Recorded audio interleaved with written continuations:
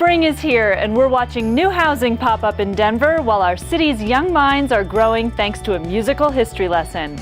I'm Rebecca Jacobson, and here's what's happening in your city now.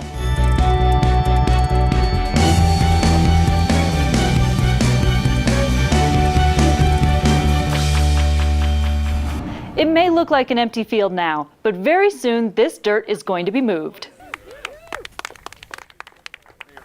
The groundbreaking this week signaled the start of construction for East Range Crossings, located in the Green Valley Ranch neighborhood. We're not that little cow town anymore. We're really a metropolitan city that the rest of the world is watching us. And we need to make sure that we're going to take care of our own in the city as well, and that we want to have housing for teachers, for firefighters, police officers, for those in middle income jobs, that we want to keep them. They're a vibrant part of our neighborhood, and we want to make sure that they can stay here. 252 rental units are planned, with most having multiple bedrooms to accommodate families.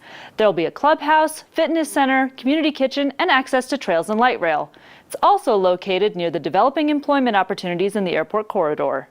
We talked a lot about design. We wanted to have an open floor plan. We wanted to have plenty of open space and trail connections so that families feel like they can get out and enjoy our great Colorado weather and outdoors. And so the design is really going to be beautiful, and I'm excited for the folks that are going to call this area home. This is the first project to receive funding from Denver's Dedicated Housing Fund, and construction is expected to be completed in August of 2019.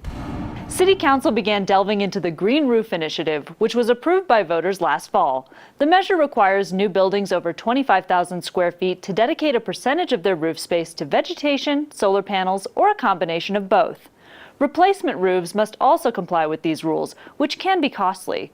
That cost could even double, depending on the size, type, and shape of the building.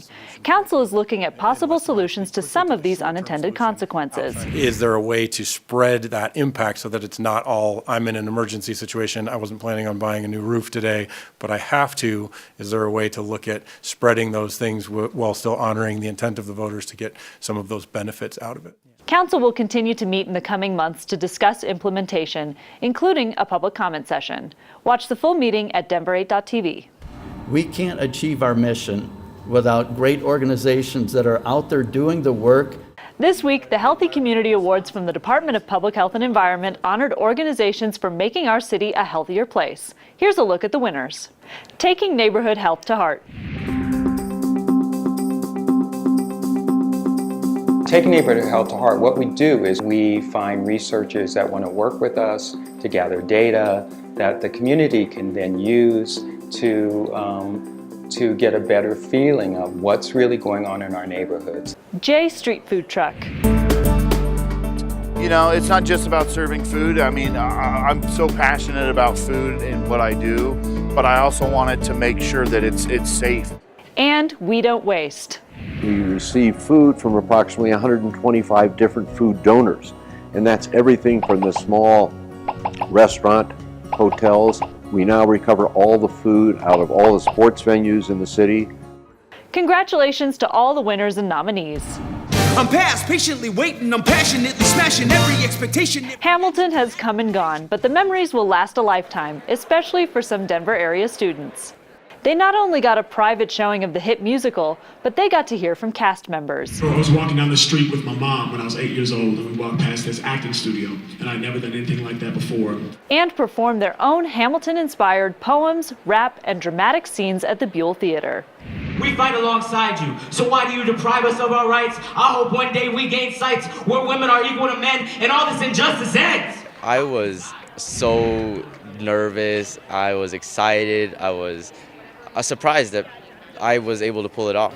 Emceeing this event was amazing. It's just such a cool process to see these Title I schools go from curriculum, studying the Revolution, and then creating their own pieces, and then coming here and getting to perform them on the Hamilton stage. The event was part of the Hamilton Education Program, sponsored by the Gilder Lehrman Institute of American History. Look for a new episode of Your City Now every Friday. Thanks for watching, Denver.